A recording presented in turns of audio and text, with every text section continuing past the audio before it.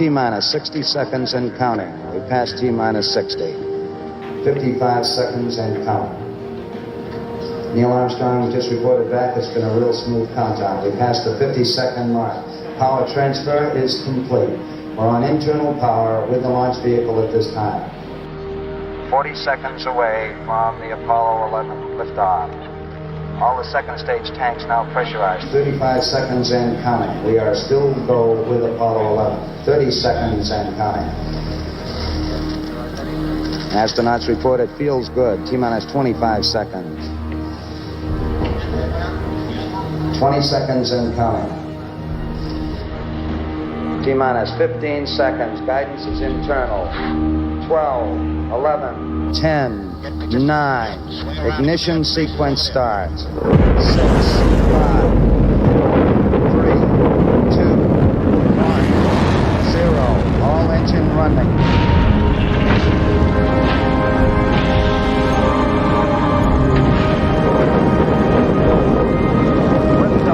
We have a liftoff, 32 minutes past the hour. Liftoff on Apollo 11. Power clear.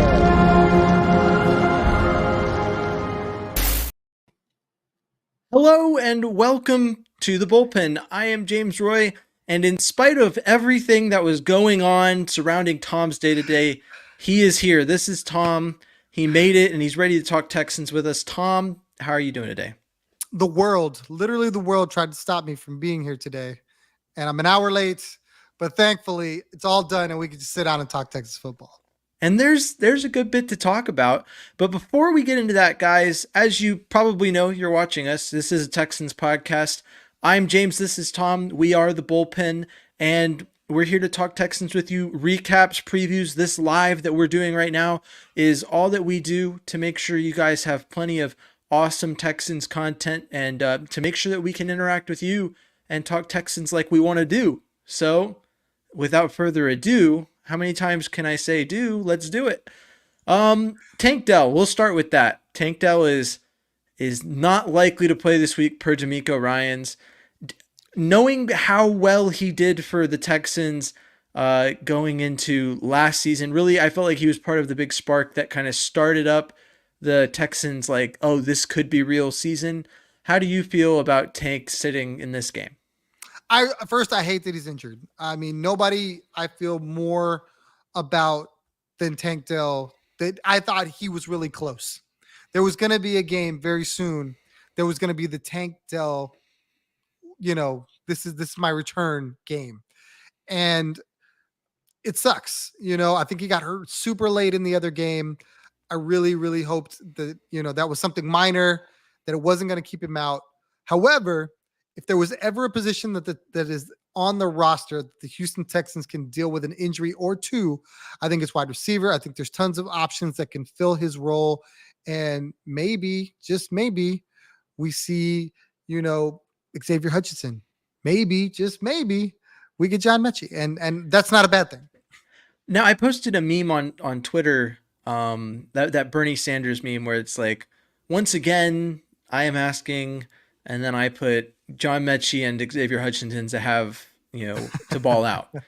And so I feel like having identified at points in my time or our time doing this as the John Mechie fan club president, the Xavier Hutchinson fan club president, I'm looking forward to those guys getting a larger target share. One thing to mention is that I think a lot of people think that we're like overlooking Robert Woods. Do you think that Robert Woods is the first option that kind of sees an increase in target share when Tank Dell is out? Or do you think that Mechie and Hutchinson will get their chance to shine as well? I just don't know if they view Robert Woods as more than, just a change of pace type guy. Okay, we'll bring him in for a play or two. I think they use him primarily in instances where they want the wide receivers to block. You see him throwing a lot of blocks. So, and Robert Woods is great. I think consummate professional, doesn't complain. I mean, a guy with his resume could absolutely be disgruntled and not feel valued on a club where, maybe he could go, hey, why not throw me the ball? What have I done to not warrant getting the football? He doesn't do that. He doesn't complain. He just shows up and goes to work. I do believe, he'll get a couple extra routes. I just don't know if it's going to be okay. Robert Woods, you now become Tank Dell. I don't think it's a clear 1-to-1. I think it's probably a bunch of guys that get some time. You may see Sims too. Yeah, and I'm hopeful that specifically Metch makes the most of his time. I would love to see a Mechie or Hutchinson touchdown in this game. It would bring me great joy. But to this point, I haven't mentioned this yet, but obviously with this being live, if you're live watching this and you're not listening to it after and you have questions, put them out in the chat. We got a couple of things. We got some livelihood going on in the chat, so thank you for participating in the show. Colby CGM over on Instagram said, "What's up, James?" And to that I say, "Hey, what's up, dude?" He said Mechie time, and I couldn't agree more. It is that time. I'm ready for it. I'll ask for it every time until I get it. And then on YouTube, Taurus Brooks Kirch says, "Now that we've grieved our loss," I don't know if we've all grieved our loss, but I'm ready to move on. CJ said in the presser, he's done with that. It's week 4 now. That was week 3. This is week 4. What positional group, or sorry. How do we bounce back at the O-line and ensure we start off strong? I'll say that D'Amico said that in practice today they addressed it. So I believe that, and hopefully we'll see the fruits of that. And I'll also say that a lot of those issues are definitely, I think at least a quarter of that to half of it is just the NFL enforcing a rule that is kind of ruining football, as we all agree. But Tom, how do you feel about the O-line's bounce back? I honestly think this is a great spot to get right. You really saw a Buffalo Bills team just abuse Jacksonville. And if there was ever a team that, okay, you don't have to have your best stuff and you can still look very good, I believe it's Jacksonville. So for me, if they were going in to play Buffalo this week instead of next week, I would be far more concerned about the O-line. I'm not really concerned about the O-line because I think they're going to be able to do what they want to do with Jacksonville. Jacksonville really never got any pressure in their previous game against Buffalo. Josh Allen was able to do what he wanted. Credit to Josh Allen, though. He made a couple plays with his feet when he saw that there was, a particular play call or particular rush coming. And he just made it look easy. And I really feel like CJ is going to be able to do something similar. So if they were playing anybody else, I'd be more concerned about the O-line. I think the easiest way to clean up the O-line for me is just play clean football. I would love them to block better. I would. But I know that's very, very difficult. If you can just be disciplined and not get penalties, that's a great start. Yeah, and I mean, we talked about it as much on our recap. Like, the penalties were super debilitating to the offense's ability. There was a couple plays, specifically there was that play to Tank Dell, a nice little 20-yard, CJ read the pressure, got the ball out quick, and hit a pass that a lot of quarterbacks can't hit, and moved the chains. And then, oh, no, he did move the chains. It's a 5-yard penalty, replay the down, and I'm just like, okay, well, whatever. But Instagram chat's going off with, do you think Tunsil will be able to dial this back? This is part of who he is. And I agree that it's been a problem. I think that every once in a while someone has a bad day, no matter how good they are. And so I need it to be clear. Tunsil is a really good, probably one of, if not the best left tackles in the league. And his kryptonite, his Achilles heel is this penalty. And usually it's once or twice a game, and it's something the Texans can work through. It got really bad this past week, and I think that it was the difference between, if you dial all the penalties back, you might get the Texans in a closer game. I don't think that's the thing, is I don't think that the Texans necessarily win just based off of the expected result of the plays that were penalized. I think you could argue that momentum building in the Texans' direction might have changed the outcome of the game, but I think that if you don't factor the potential and what could have been in that way, and you just look at, if those penalties didn't happen, those drives probably end differently. I think it's a closer game, but I think that, I don't know. It obviously, like Tom said, we would like to see clean football from the offensive line. Can Laramie Tunsil get there? I'd hope so. That brings up, I guess, I don't know, it's not really important to talk about, but the Lance Zierlein did mention on his show this past week that he heard from Texans coaches over the past couple years that there have been points where they had to negotiate with Laramie Tunsil to show up to the offseason program.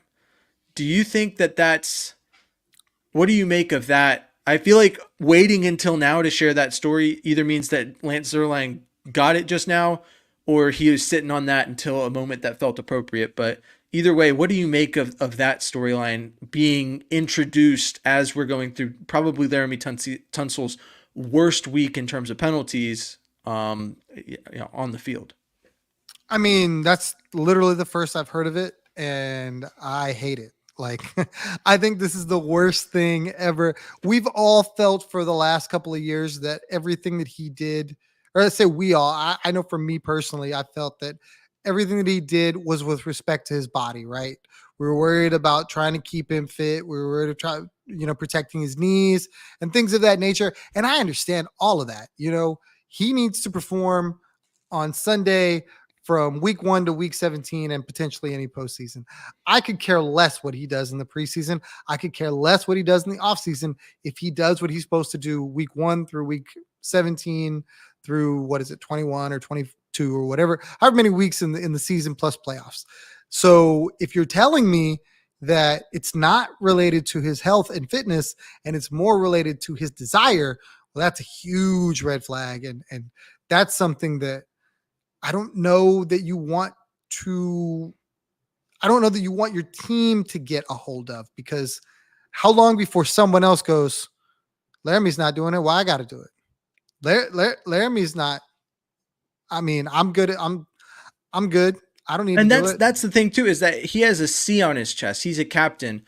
And I've spoken to it in the past. I think it was on the recap. Like the players pick the captain. So either the players just respect Tunsil and they shouldn't, or maybe I don't know how that plays out. I can't speak to who he is behind closed doors, but things like, having to negotiate to get him to practice, all those penalties, and then looking at effort plays. Like there was a play where Cam Akers did what he does. He made a cutback play, and it's circulating on Twitter. Laramie Tunsil makes the initial block, gets to the second level, and then gives up on the play, like just in time to let his defender make the tackle on Cam Akers. And it's just like, I mean, I don't know about you, right? And it's easy to say this from, like, obviously, I don't think there's ever a point in my life where I thought I'm going to be good enough at playing football to play at the pro level, let alone so talking from a position of not being someone who's good enough to do that, right? Like obviously Laramie Tunsil has done enough to get to that level. Kudos to him for that. But it's my understanding from my time in youth sports and playing through high school that you play until the whistle blows. So like, it's not like Laramie just like, oh shoot, it's not a skill issue. Laramie Tunsil had the guy locked up and then just let him go. So it's almost more concerning that it's perceived as an effort or personality issue, because a man with his skill level at the position, like I said, there's no doubt in my mind. I don't think there's any doubt in anyone's mind that Laramie Tunsil has the skill level to be an elite left tackle, and is right now, based on that skill level, probably top 5 left tackle in the league, right? But there's, it's like the old saying, you can lead a horse to water, you can't make him drink, right? That he has been prepared to be that his whole life, but you can't make him just show up on game day and play at that level. He has to choose to do that. And if he's not choosing to do that, that's a problem. So that's the problem that I take with that. Tom, do you have anything else to say on that before we move on from that? I really hope that we're making more of it and Zerline's making more of it than it really is. Now, 100%. Now, he could have absolutely said that, and, it could have been, a one-time thing or, an OTA thing. And it could be way less than what we're talking about, right? We're talking about desire and effort and things of that nature. And I seen the play and I know exactly what you mean. And I didn't love it either, but it's in the moment, he could have thought, well, he should be 10 yards up the field. And then you do release that guy.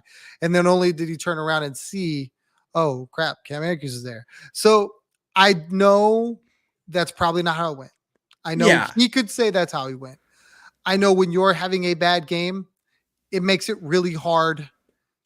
When, you know what I mean? Like it's a mental sport. If you're out, you're out. Like it's hard to put in that effort. Yeah. But to that effect, I see what you're saying about that play.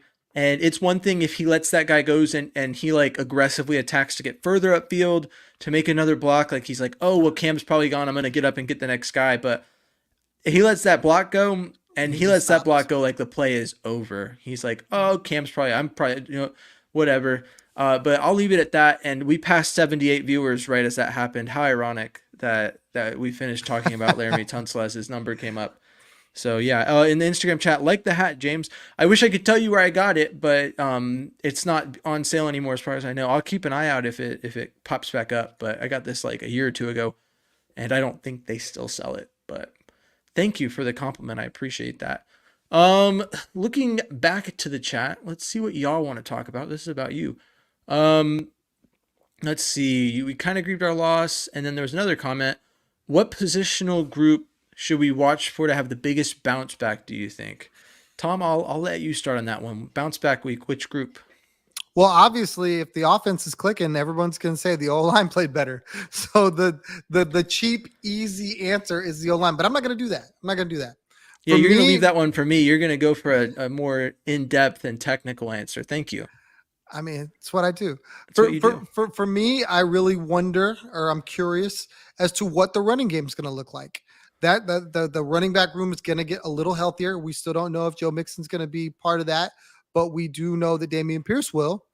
And if we're looking at a team in Jacksonville that could not stop anybody from rushing the ball, whether it was James Cook or any of his backups, I gotta feel like the Texans have an opportunity to run the football. They want to get back to that, and this is going to be a great spot to do it.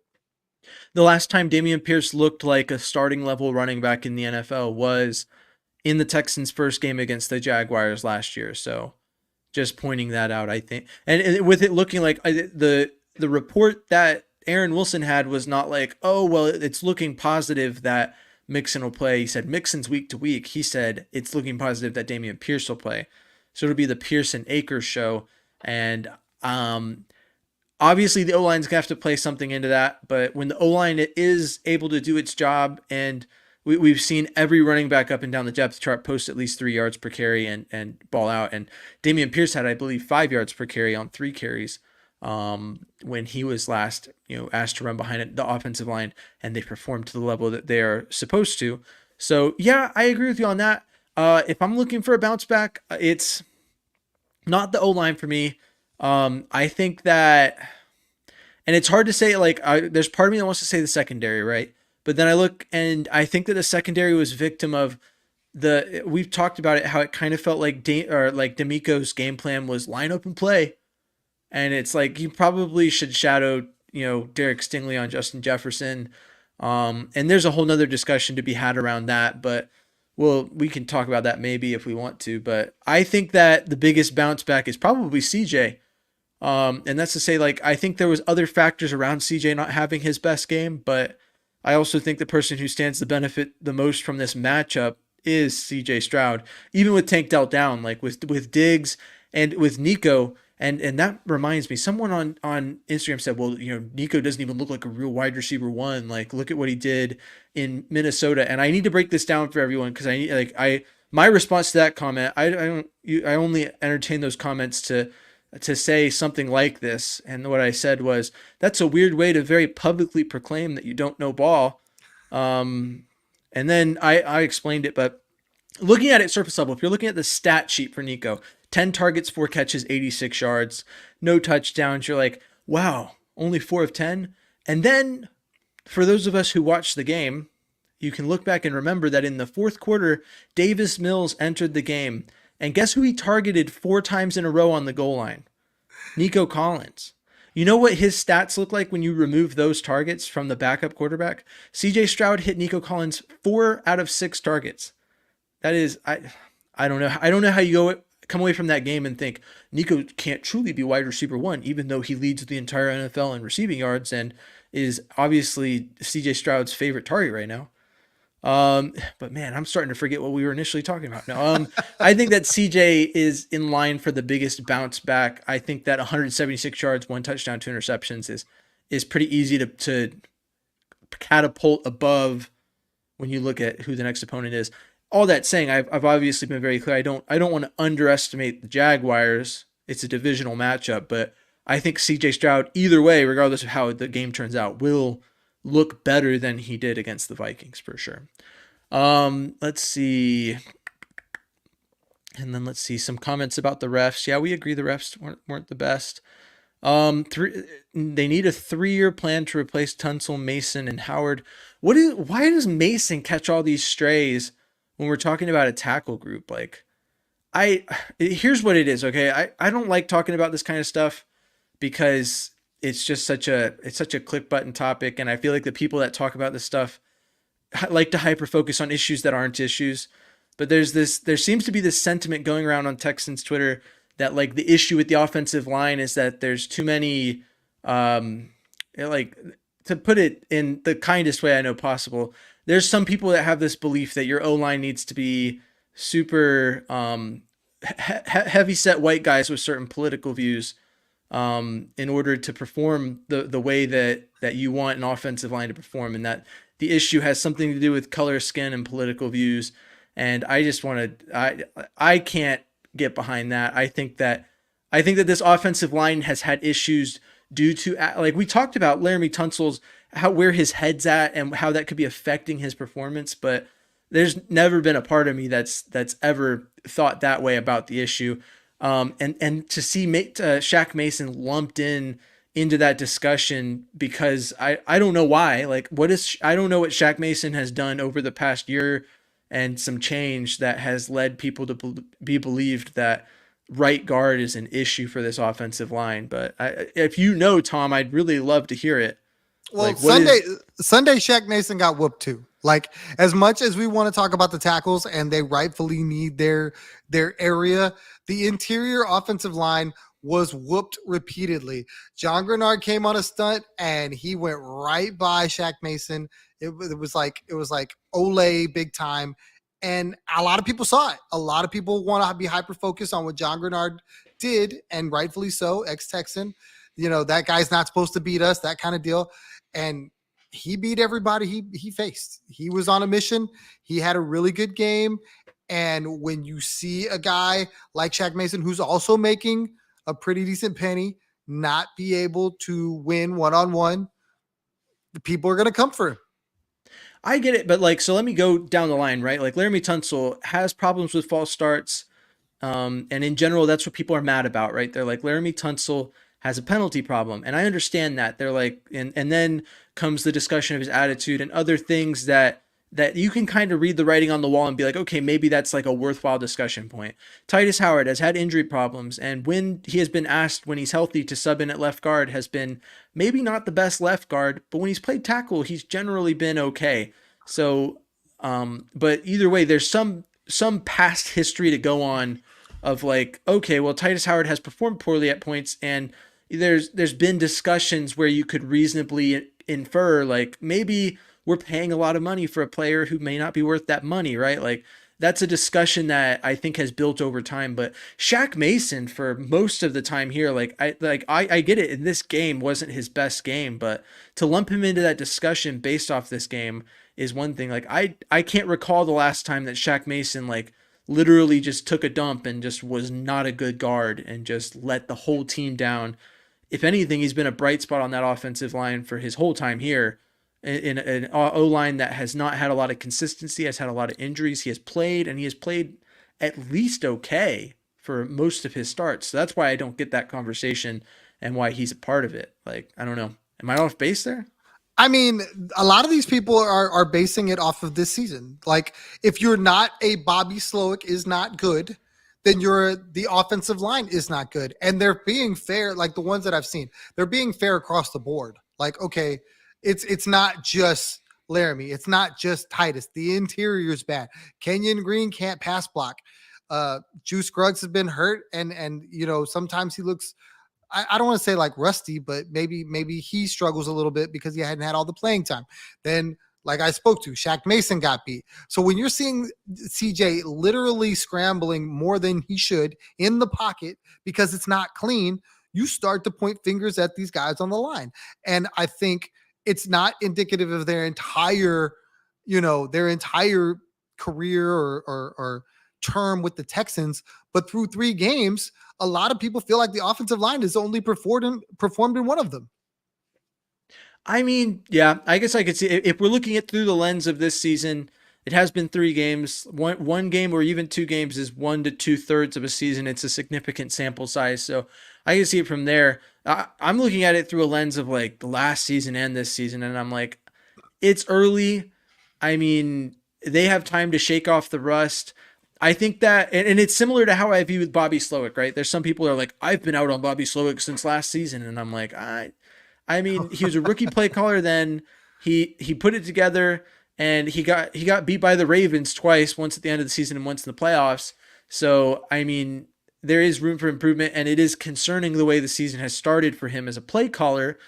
But like, this is the point, like after 3 games and after the way the Texans couldn't move the ball against the Vikings, I'm kind of like, okay, it's time to be like, let's watch Bobby Slowick's game plans play out over these next few games with a little more scrutiny, with a little more, and you know, if it continues to be poor, you'll hear the bullpen's tone talking towards Bobby Slowick shift in the direction that has already kind of overtaken at least a decent minority of the fan base, in terms of how they're talking about, well, fire Bobby Slowick. Slowick is terrible. His offensive game plan is holding back CJ Stroud and all that.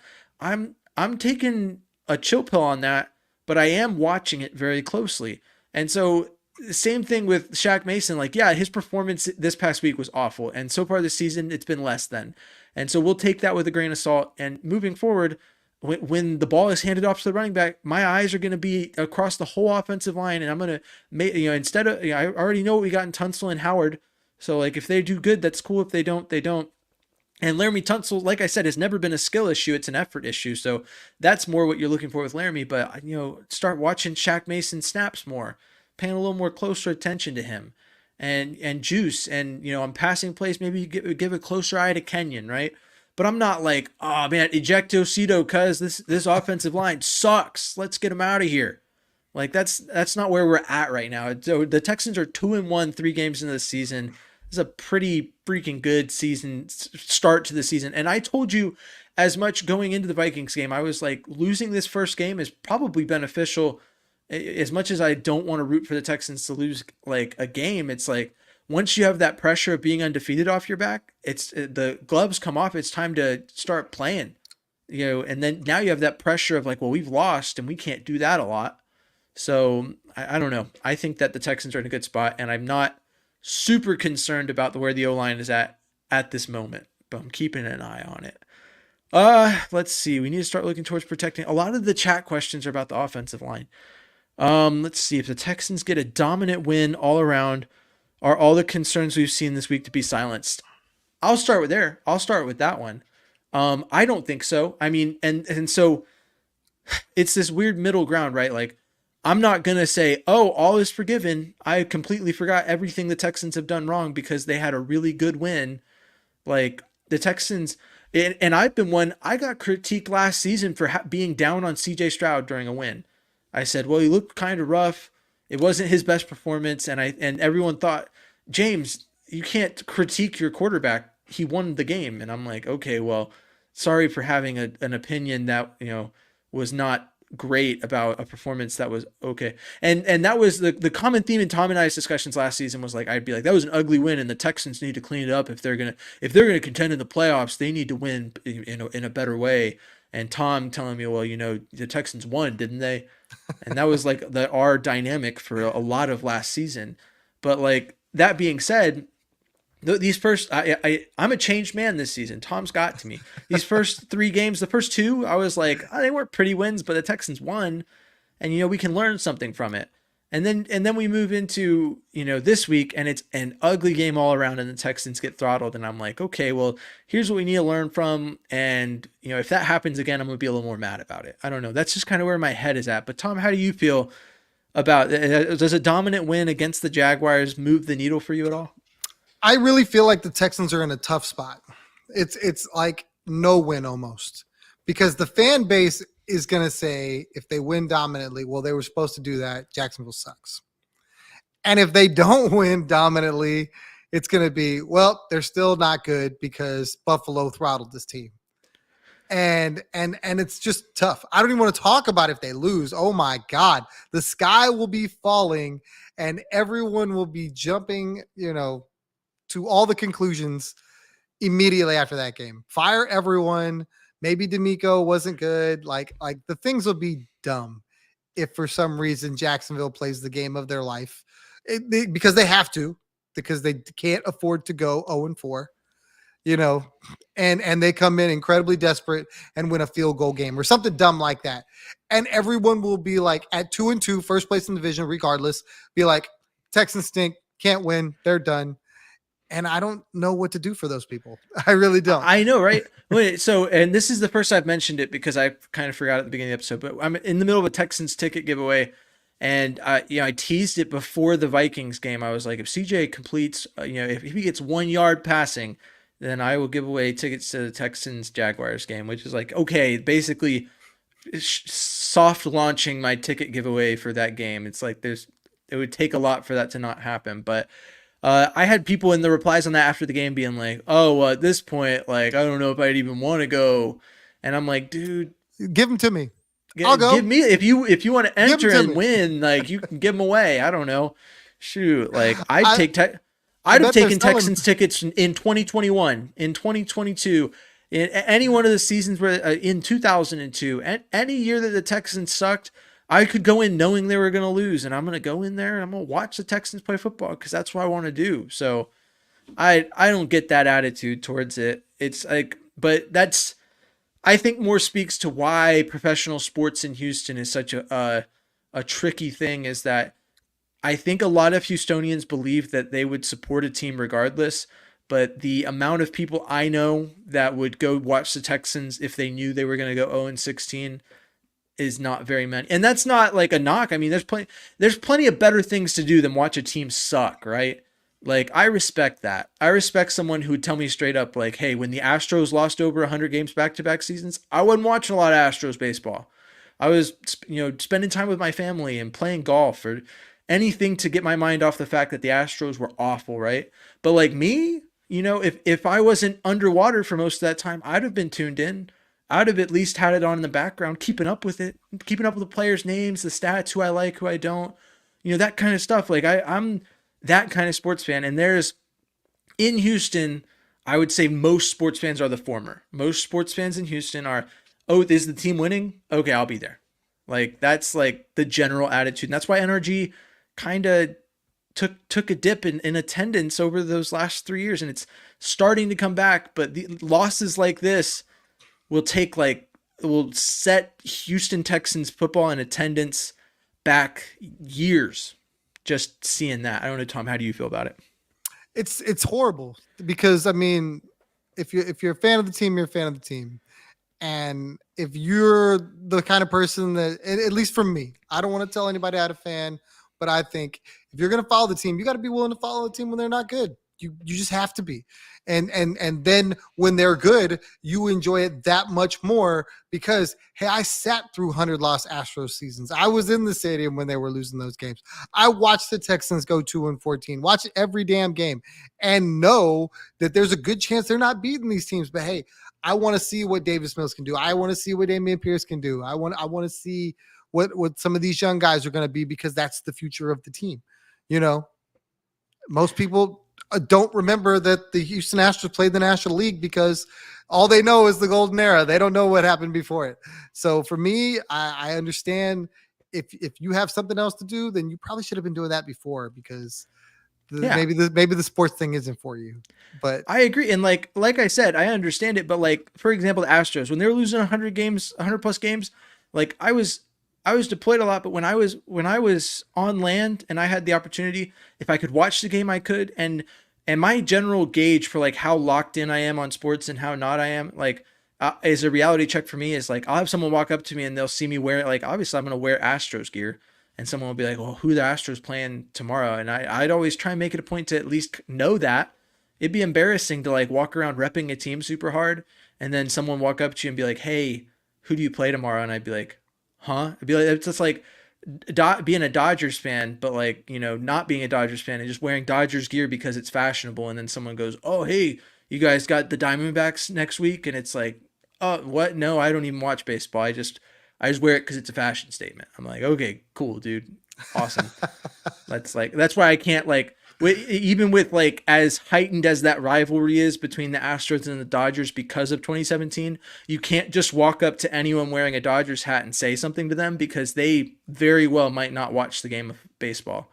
So, I mean, I don't know. But yeah, I think that losing tests of fandom, and I think one of the reasons that the widespread availability of sports in a market that is large enough to sustain it is not there is because of that. It's why the Comets couldn't be sustained. It's why hockey's never come to Houston. But I think it could. I think it could work. But man, those teams would have to have like the Vegas Golden Knights treatment where you come out and go to the Stanley Cup year one. That would establish a real fandom. But yeah, and I like we said, we can't blame you. Losing's hard to suffer through, but I mean, and I don't want to say it like real fans suffer through losing, but like I don't know. If I'm a fan of a team, I'm going to suffer through it. I think though, like my first real fandom is Texans fandom, and it was 2002 when it started. So I kind of adjusted to that lifestyle of like they're not going to win, but I'm going to watch them. So I don't know. I was kind of prepared for that. Let's see questions from the chat. Any update on Christian Harris coming back from IR week 5? I know that is the earliest he can return. And since neither one of us is Texans insiders, that is what we know. Yet. Texans insiders yet? Yeah, that's the key word, yet.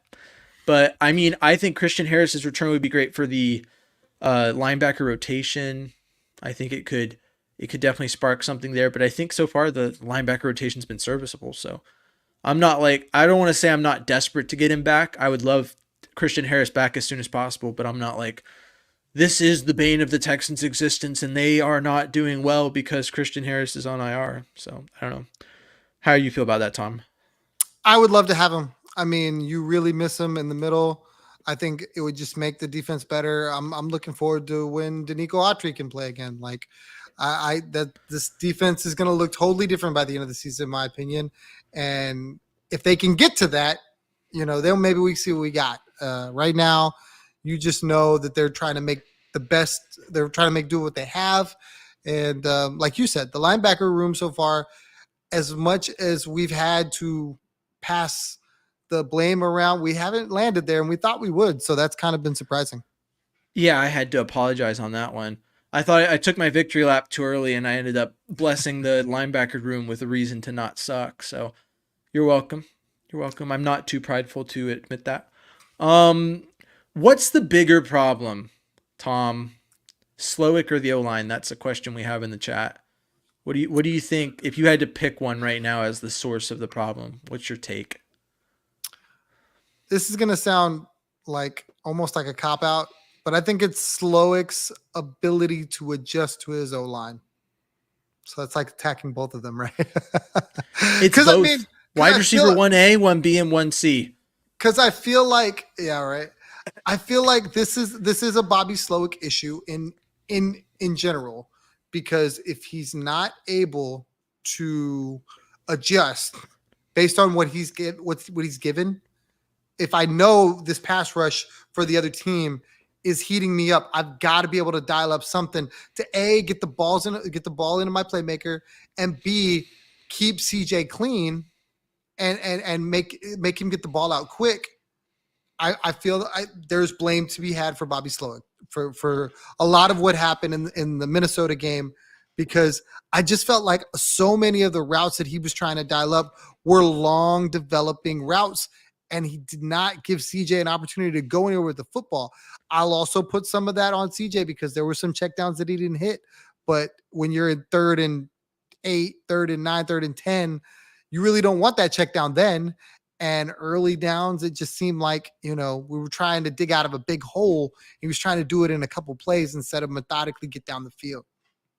Yeah, I feel you on that one. If I'm going to not cop out, I'll like say, in my opinion, I think that Slowick he said as much in the pressers leading up to the game that he didn't feel like he could adjust if Brian Flores had his number, which was an interesting thing to say because it kind of played out That may have been like, I can't remember if that pressure was leading up to or right after, but he kind of was just like very nonchalant, like, oh well, Brian Flores is really good at calling a defense, and I was like, okay, dude, but you're like supposed to be really good at calling an offense. So I'll put it on Slowick for this in this alone, which is that as much as we could talk about how those pre-snap penalties and effort may have affected the game, I'm convinced that if we don't put Cade Stover on Jonathan Grenard 60 times and hope that a tight end can block their lead pass rusher, that maybe CJ gets the time he needs and makes some more impressive throws and gets the momentum going and gets to a point where the Texans are a lot more competitive in that game. So I'm not afraid to put that one on Slowick. I'm as much as I've been like, I'm not out on Slowick because it's not that time yet. Like, it still becomes like, I don't know, dude. You've got to adjust, and that's the thing for both sides of the ball. That's my biggest critique of D'Amico was that it felt like we went into the locker room and said, "Don't worry, guys, we're gonna get out there and get them this time," and then pretty much hoped that the exact same game plan was gonna work after that team shut down that game plan very thoroughly for 30 minutes straight. So that's why it's easy for me to say that it was Slowick. I don't know. Looking at other questions in the chat, said it could come down to the game against Buffalo to get a real measure for where we are at, assuming we win on Sunday. If we could come through the first 5 games 3-2, it's like not ideal. It's early. You could chalk it up to losing to teams that you shouldn't lose to, and you could move on from it. But I don't know if we're gonna use our barometer for the whole season as the first 5 games. I think there's room for growth with this team. How do you feel, Tom? So it's really interesting, right? There's so much expectation going into this season that people had this certain view, and the national media hyped it. We hyped it. A lot of people hyped it. The Texans are this team, and the Texans should be here, and the Texans should win X, and they should have a record of 12-5, 11-6, and all of that. A, could still be had, but B, doesn't have to happen in order for them to win the division, have a seat at the table, and go into a playoff game and be kind of where the Astros are right now. By no means am I looking at the Texans through the same lens as the Astros, but what I will say is primary goal number 1 is to win the division. And then if you make hay, with the best record, whatever, blah, blah, blah, so be it. At that point, you're getting a home playoff game, and then you just have to see. Now, do we want them to win 11, 12, 13 games? Absolutely. Do they need to get to where they need to go? Not at all. Kansas City has proven this time and time again. They've started slow and then figured it out and then got there. And then if you had to go to KC, they found a way to win. I feel like this team, as it gets into its groove, will play better football, and it'll be more what everybody thought they would be. I think right now you're just seeing that they're just a step slow in certain areas that are causing them to not look their best, whether it's offense, defense, even special teams to an extent. And I don't know that happens overnight. Like the season 17 games for a reason. Same as the Astros season is 162. Yeah.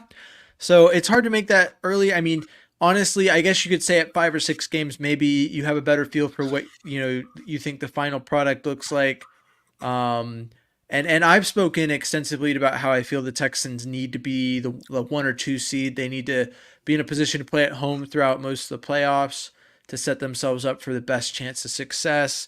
And from that perspective, then yeah, I guess you're looking at, you could change your perspective from, okay, this is not a team that does that. Maybe you lower your expectations, but I mean, I don't know. I'm not trying to make like a make the playoffs or not judgment call based off and to say, oh, they're not the real deal, we're gonna miss the playoffs because we're 3-2. To me, would be, I don't know. It would be a very quick judgment to make. So I don't know if I'm ready to make that call. But Tom, do you have anything else you want to talk about before we kind of bring this thing to a close? I really want to thank everybody for coming in, stopping in, checking us out. I know this was supposed to happen a little earlier than it actually did. Really appreciate y'all. Really looking forward to a fantastic game on Sunday. I believe like a good thorough victory over Jacksonville will go a long way to making everybody feel a whole lot better about what their season looks like. Being 3-1 after 4 games would be phenomenal. I really expect the Texans to come out and do their thing. And I'm ready. I'm ready too. I am a little sad that we're not going to get the Tank Dell Jacksonville game because he did really well in both those games until he went down injured in the second one. But I mean, I don't know. I like the Texans' chances against Jacksonville. It'd be good to get a little get back move to 3-1. Then we can talk about Buffalo and we can talk about New England and we can talk about all the games that are coming after that. But yeah, excited to see this slate of games play out and not form my opinion on the whole season until a little bit later. As always, this has been the Bullpen. I have been James Roy, and you can find me at James Roy NFL on Twitter and at N1 Texans Fan on Instagram. And for Tom, you can find him at Third Coast Tom on Twitter and at TCTom1 on Instagram. This has been the Bullpen, and we talk about the Texans, recaps, previews, lives like this one. Make sure you're tuned in. If we're a little late to this, or if you usually listen to your podcast, this will be available the next day on audio only. We had a little snafu between Tom and I on getting his set up for yesterday. So sorry for today, I guess it would have been. So sorry about that. But we're trying to do the little short episodes, little 10-minute bits with each of us. So make sure that you tune into those because those have been pretty fun. We get pretty good insights from each of us. And then also, like I mentioned briefly in the middle of the episode, we do have that Texans ticket giveaway going on. If you can find it on my Twitter and Instagram, and you can get multiple entries if you enter on each of those websites. So make sure you enter on both because it is a giveaway on both sides. And yeah, thanks for tuning in. Those are the seats that I think they are. They're very, very good. I've sat in those seats. Tom's used those seats. They are excellent. Tom has used those seats, and they're pretty good seats. You are in literally the bullpen, and that's not a joke. That's to say that the seats in the NRG that are like the super fan, like show up, stand up the whole time, and get loud kind of area. You're gonna be in the thick of it. So I don't give those tickets away lightly. You need to get in there and make sure that you're ready to be loud the whole game. Be part of the Stroud House, as Pat McAfee calls it. So yeah, this has been fun. We could find it as much as the world probably didn't want us to today. We managed to figure it out and we talked some Texans. So until next time, as always, stay classy, Houston, and vamos Texans.